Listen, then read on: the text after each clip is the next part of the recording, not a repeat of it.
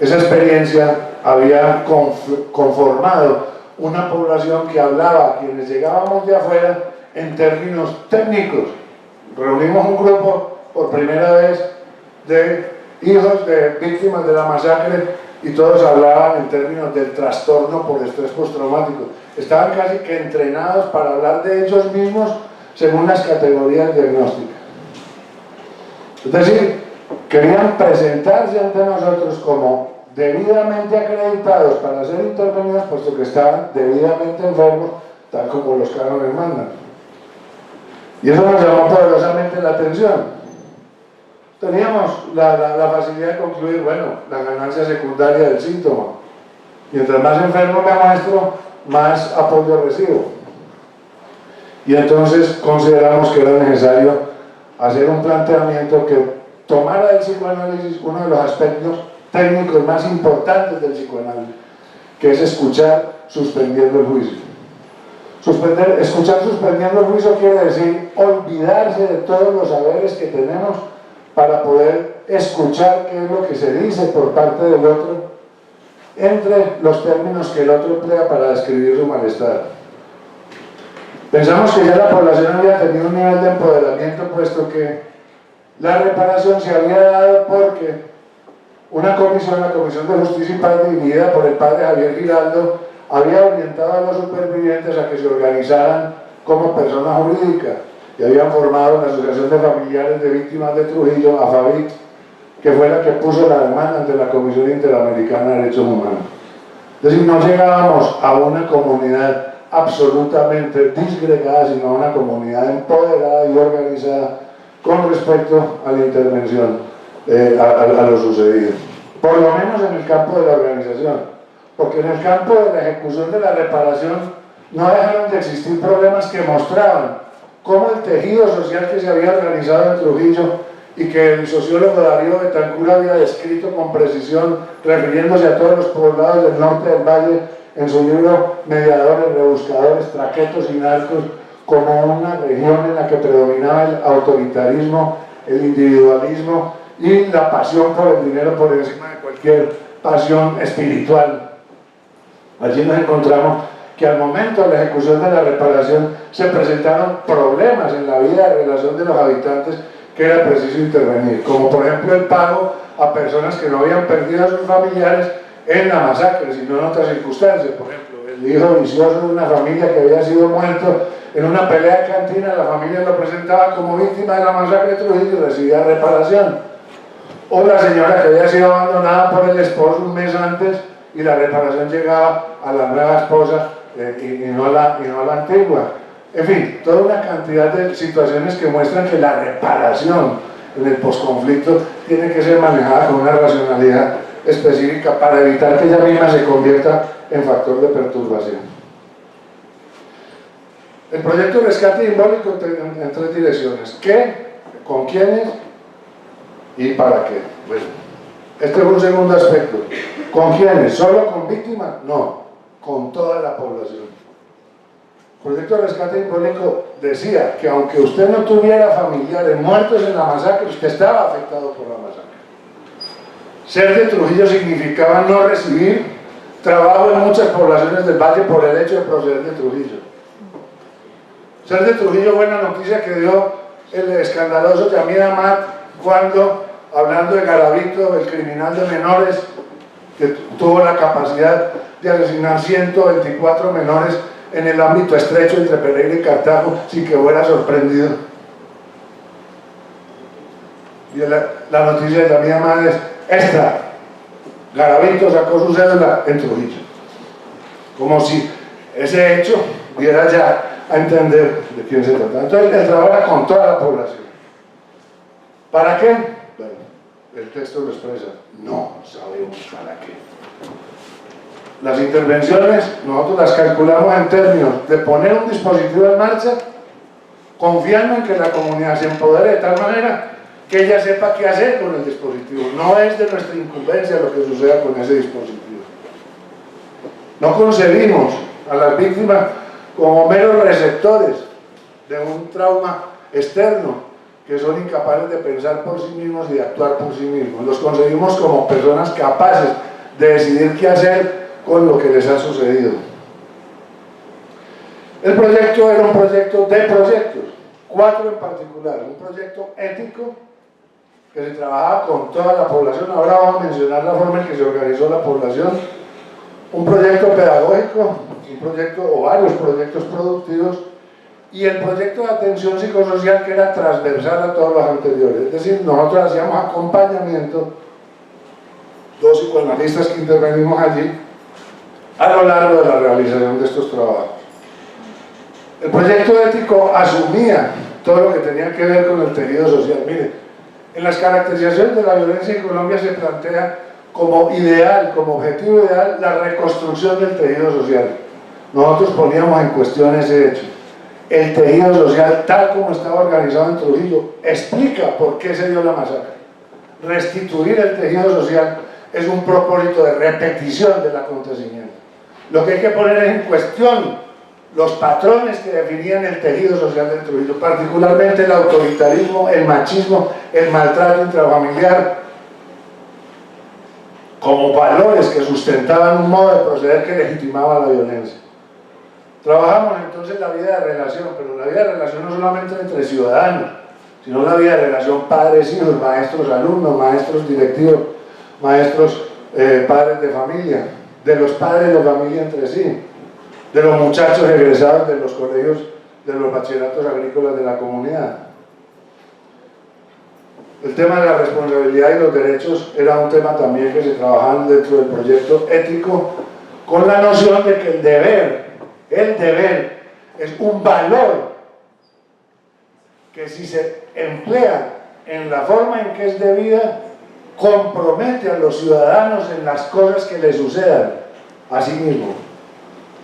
Siempre hacemos una dicotomía entre derechos y deberes, y los ciudadanos nos caracterizamos porque solamente tenemos derechos, y nos igualaríamos en que todos tenemos algún derecho que nos han conculcado: a los gordos por no ser flacos, a los altos por no ser bajitos, a los feos por no ser bonitos, a los negros por no ser blancos, y todos estamos igualados porque nos ha sido conculcado un derecho.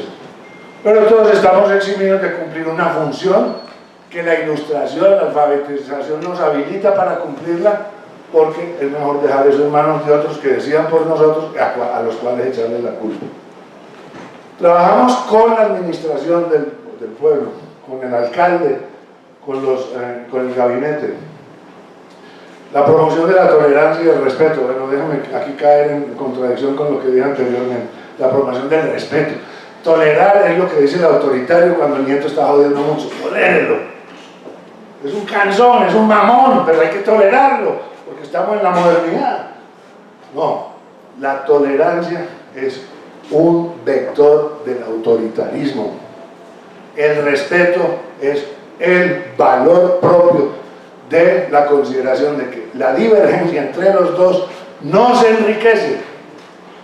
No es que usted piense distinto que yo y yo tolero eso. No, es que necesito que pensemos diferente para que la vida tenga algún sentido. Y poner en cuestión los medios y los fines. Porque lo que se entronizó en la masacre fue que el fin justificaba los medios. ¿Y cuál era el fin? Dado que no se podía hacer una cirugía de las opiniones divergentes, entonces se mataban a los agentes de esas opiniones divergentes. Que ese es el proceder de la masacre. Como no puedo hacer una cirugía, no puedo manejar quirúrgicamente la opinión que diverge, asesino a la gente de la opinión que diverge. ¿Sí? Ese es el fin justifica los medios. El otro proyecto era el proyecto pedagógico. Trabajo con lo que se denomina la comunidad educativa. Allí nos encontramos con una cosa. Todas las escuelas y colegios tenían que presentar un PEI. El PEI es el proyecto educativo institucional que ofrece, que es el instrumento que regula los términos de convivencia, de comportamiento, de derechos y de deberes de todos los participantes de la comunidad educativa. Todos los colegios y todas las escuelas de Trujillo tenían PEI. ¿Cómo lo hacían? Lo compraban en Medellín, donde había una fábrica de PEI. Vendemos PEI, necesito un PEI para el funcionario que lo va a visitar a hacerle auditaje, le vendemos un PEI, 4 o 5 millones de pesos. Entonces, toda la filosofía del proyecto educativo institucional, que era congregar a la comunidad educativa para que deliberadamente concluyeran los términos en que se iba a relacionar, todo eso se perdía, quedaba completamente degradado por este tipo de prácticas. Entonces nosotros nos planteamos que el trabajo con la comunidad educativa era justamente el de la construcción de los respectivos proyectos educativos institucionales. Lo mismo que la promoción de la participación. En este punto de la promoción de la participación voy a hacer un énfasis más adelante. Por el lado de los proyectos productivos, se trataba de una gran cantidad de jóvenes, alrededor de 25 jóvenes, egresados de 2 bachilleratos agrícolas de la región que estaban sin empleo. Y la alcaldía contaba con una granja que podía entregar en comodato para que ellos organizaran un proyecto que denominaron de granja integral para la producción de cultivos limpios. El grado de prejuicio que había hecho yo era tan grande que cuando estos muchachos decían cultivos limpios, los viejos amigos del gatillo les decían, ah sí, y entonces de nosotros son cultivos sucios. Es lo que están queriendo decir. Bueno, nosotros entienden aquí que se llaman cultivos limpios, ¿no?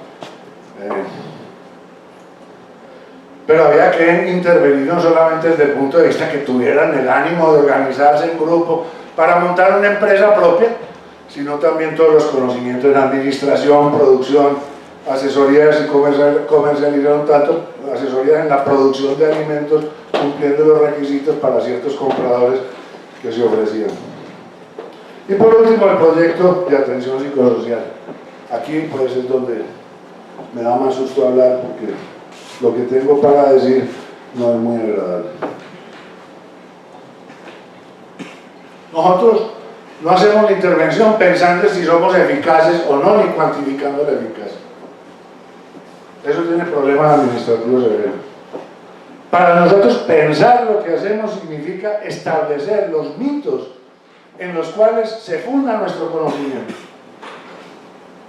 Y el psicoanálisis también es proclive a la mitificación. Así muchos psicoanalistas postulen una especie de vacuna contra ellos. Y lo que queríamos era descubrir la narrativa propia de los habitantes con los cuales íbamos a trabajar. Hicimos a un lado la práctica de la encuesta para medir cuantitativamente el compromiso. ¿Qué dice usted cuando dice lo que dice, pero también qué calla? En el taller, todo el mundo, como les decía, hablaba en función de mostrarse lo suficientemente afectado para que nosotros convalidáramos la pertinencia de la intervención. En el refrigerio no. En el refrigerio la gente se soltaba a hablar, a contar las cosas que no había contado en el taller organizado previamente. Ahora, con la comunidad había un acuerdo explícito. Nosotros venimos a trabajar aquí de 8 a 6 de la tarde. Eso incluye almuerzos y refrigerios. Durante el almuerzo, durante el refrigerio estamos trabajando. Y parte del informe y del análisis va a contener lo que se dice tanto en los talleres como por fuera de ellos. Complicado, ¿no? La paranoia abunda. ¿Con quiénes trabajamos? Estos son los grupos. La asociación de familiares, los grupos de padres de familia, de profesores, de jóvenes, los funcionarios públicos y otros grupos que de alguna manera se acercaron, como el de madres comunitarias y los empleados del hospital de la región.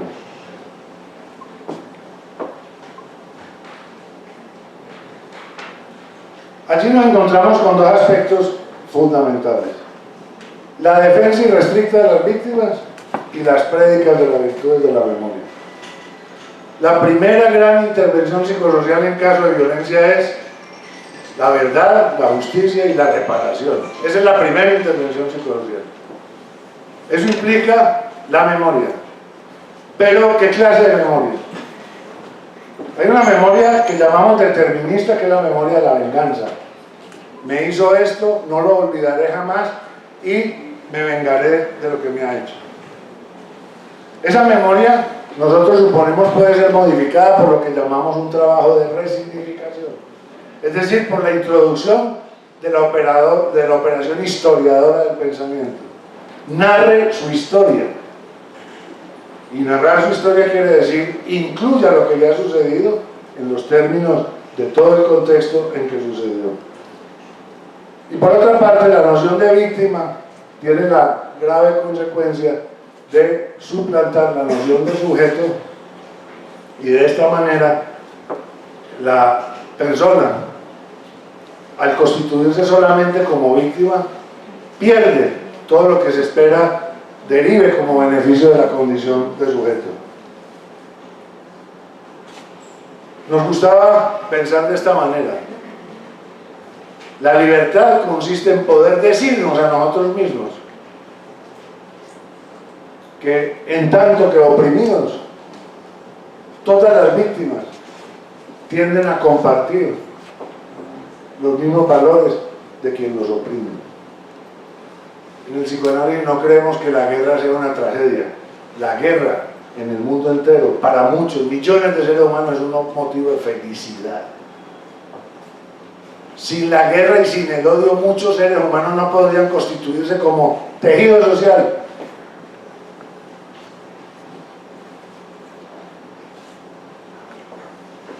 La palabra cotidiana en Trujillo era: no merece sino terminar picado en pedacitos ante cualquier afrenta. Y se realizaba, porque la motosierra operaba. Presentaban picado en pedacitos al fulano al que se le había deseado que apareciera picado en pedacitos. Es que el odio nos une. Ese cuento de que el amor es el que nos une, esos son cuentos de pastores despistados. Una pareja, ella y él, aparece un tercero. ¿Qué dice él? Le dije: man, ¿por qué te mira tanto? No me está mirando en cosas tuyas, te está mirando, mira. Y a vos no te es diferente. Ah, ya empezaste con tu celo, Joaquín. ¿Cuál Joaquín? Me llamo Héctor. Ah, vida para arranca, pues no te equivocas uno. ¿Verdad? Sí, ese es el amor. Y el odio, la pareja está, llega un tercero. ¿Viste cómo te miró? Ah, sí, mucho hijo de perra. ¿Te miró feo? Sí, te miró feo. La unión, el odio une. El odio es endogámico. Los partidarios de una secta dicen: si lo hacemos nosotros es lícito, si lo hacen los otros, prueba lo criminales que son. Entonces teníamos que meternos era con eso, no a ver qué tan enfermo está usted porque perdió a su padre, no, a ver qué tan afectados estamos todos, que hemos llegado a significar la violencia como una manera de tramitar las discrepancias con los demás y a justificarla. Eso implica hablar más allá de la habladuría y preocuparnos por vivir más allá de la simple supervivencia. Bueno, voy a ir un poco más rápido porque quiero plantear los términos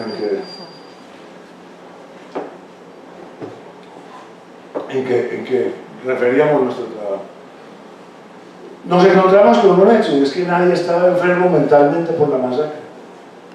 Toda la gente estaba afectada, pero no enferma mentalmente. No había trastornos específicos del DSM-4, que era el código, la clasificación de la época, pero estaban afectados, sí. Sus vidas cotidianas estaban afectadas. Tenía que estar afectada la madre de la muchacha que la educó para que la visitara en Traqueto y después en Traqueto la mató. Tenía que estar afectada, por supuesto. Es que eso era lo que ocurría. En muchas ocasiones eso era lo que ocurría. En otras no, en otras simplemente bastaba ser colaborador del cura párroco para merecer la muerte. Porque se suponía que el cura párroco era cómplice de los guerrilleros. Entonces, nos hicimos partícipes de esta reflexión de Derek Sommerfield, un psiquiatra comunitarista, que dice que la pregunta más resonante que se genera es que no es por qué algunos individuos se vuelven pacientes psicológicos, sino cómo y por qué la gran mayoría no los hacen, no son pacientes, son ciudadanos afectados, y nosotros llegamos con esa condición, en insistir, en imponer una mentalidad diagnóstica no es más que una manera de transformar su condición de ciudadano en condición de víctimas y enfermos. La intervención tuvo dos momentos, pero vamos a tener en el segundo las labores de apoyo innecesarias, las de atención particular, la investigación y preparación del segundo momento. Para el segundo momento nos encontramos con un elemento que fue el relato de sueños.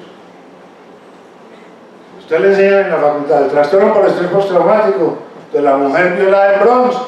Llega donde el psiquiatra y le dice al psiquiatra, cuéntame lo que pasó. Se supone que si ella cuenta todo lo que le pasó, hace una catarsis, es decir, limpia la chimenea y queda relajada, por lo menos inquieta. Ese es el tratamiento del trastorno por estrés postraumático. Hable de lo que le pasó. Sí, vaya a un sitio donde los criminales están activos vigilando quién cuenta lo que pasó y dígale a la gente, para superar el trastorno, cuéntenos lo que pasó. Pero estaba esa acción imposibilitada por la realidad. O diga usted quién es. ¿Y qué tenemos nosotros como propio y como lo más íntimo de nuestro ser? Nuestro nombre es lo único propio que tenemos. Lo demás es una escritura. Y nuestros sueños. Y se generó en todos estos grupos con los que intervenimos una dinámica de relato de sueños a partir de la cual establecimos una posibilidad de trabajo, no con síntomas de los grupos, sino con los trabajos específicos de cada grupo. Entonces, así con los jóvenes que querían construir la granja integral, nosotros hacíamos un acompañamiento para que la tarea de hacer la granja integral fructificara, es decir, para que los factores psicológicos no conspiraran contra la tarea grupal. Igualmente con el PEI, igualmente con los funcionarios. Se trataba de hacer un acompañamiento con ellos. Y eso nos llevó al establecimiento de unos ejes temáticos que, si tengo algún tiempo, puedo presentar después.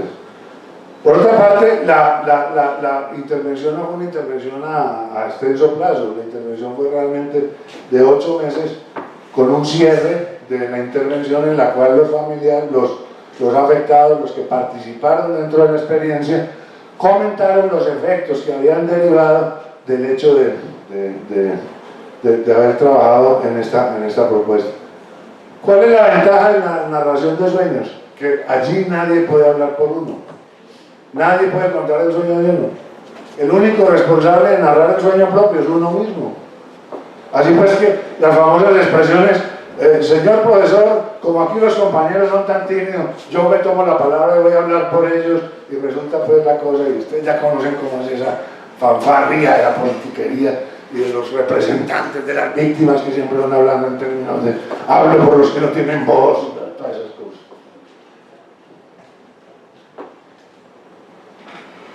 Nosotros coincidimos en que el dispositivo grupal permite dos cosas simultáneamente: el despliegue de la singularidad deseante de cada participante y al mismo tiempo la posibilidad de establecer acciones comunitarias entre todos. ¿Y qué es un sueño? Un sueño es la realización de un grupo. Usted sueña con su ombligo cuando sueña, usted sueña con fulano de tal, con fulana de tal, estaba en tal parte, en tal escenario. Y todos esos personajes hacen grupo dentro del sueño. Y lo que sucede al interior del contenido manifiesto del sueño es susceptible de ser hablado con otros. No en términos de interpretación psicoanalítica, eso no era lo que hacíamos, sino en términos de montar una dinámica de intercambio entre todos que no dependiera de los trazos del sentido común y corriente. A ver en qué tanto somos víctimas, usted y yo, compañera. A ver en qué tanto somos camaradas en esta fase del camino. No, usted que sueña y yo lo oigo, y escúchelo en mi sueño. Y a partir de lo que yo le oigo y lo que usted me cuenta, yo construyo una posibilidad de vida cotidiana y vida de relación distinta. Eso no lo inventamos nosotros. En la Polinesia, un grupo de antropólogos descubrió que la tasa de homicidios era de 0. Y quisieron investigar el porqué. Se quedaron a vivir entre ellos y todas las mañanas el padre de familia en cada choza incitaba a que cada miembro de la familia narrara el sueño que había tenido la noche anterior. Ustedes saben qué pasa en los sueños. Los sueños pasa lo que pasa en la vida real. Además, unos extras deliciosísimos. Uno hace unas cosas en los sueños que, bueno, no puede hacer en la vida real. ¿Sí? Si el sueño contenía, en el contenido manifiesto del sueño, una agresión, una disputa con alguien conocido, el padre aconsejaba al soñante a que llevara un objeto, una piedra de forma llamativa, una flor, como objeto de reparación del daño que le había hecho al otro en el sueño. Es decir, tomaban lo soñado por lo real, por lo verdadero. Y es que en el sueño somos capaces de todo eso, de convertir la realidad en algo que en este momento estamos necesitando más que nunca: la imaginación.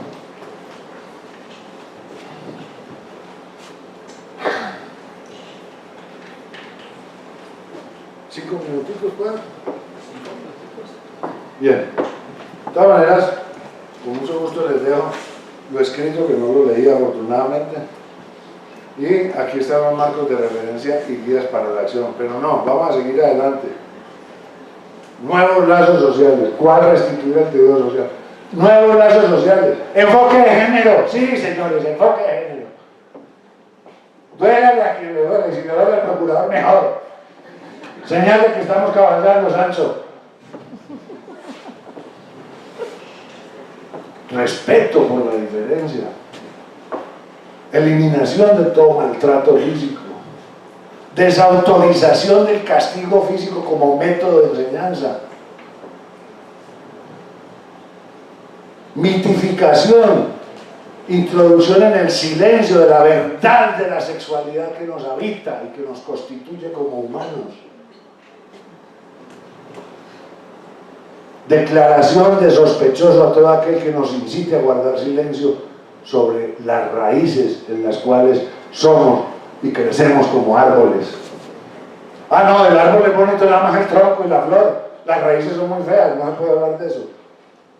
No, las raíces, la sexualidad nos constituyen, nos humanizan y nos hacen personas. Pero sobre todo descubrir que el conflicto está en nosotros. Sí, es cierto, toda una tracamanada de vagabundos vinieron de España a hacer el genocidio más grande que ha conocido la humanidad. Es cierto. Yo no sé cómo hay gente que se precia a descender de los españoles. A mí me daría vergüenza. ¿Qué? Yo siendo de la familia Cabal Rubio. Pucha, usted no sabe los bandidos que eran los tipos. Venían solos, preñaban y violaban a las indias, y ahí salió ese criollaje que es lo que constituye uno de los problemas grandes. Miren, no es el otro, es adentro, y lo dijo el poeta Derek Walcott. El tiempo vendrá cuando con alegría tú te acogerás tú mismo llegando a tu propia puerta, y cada uno sonreirá, deseará la bienvenida al otro y dirá: siéntate ahí, come. Tú amarás de nuevo al extranjero que tú eras. Da el vino, da el pan, da de nuevo tu corazón a ti mismo, al extranjero que te ha amado toda tu vida y que tú has ignorado, que te conocía de memoria. Siéntate, haz una fiesta de la vida. Muchas gracias.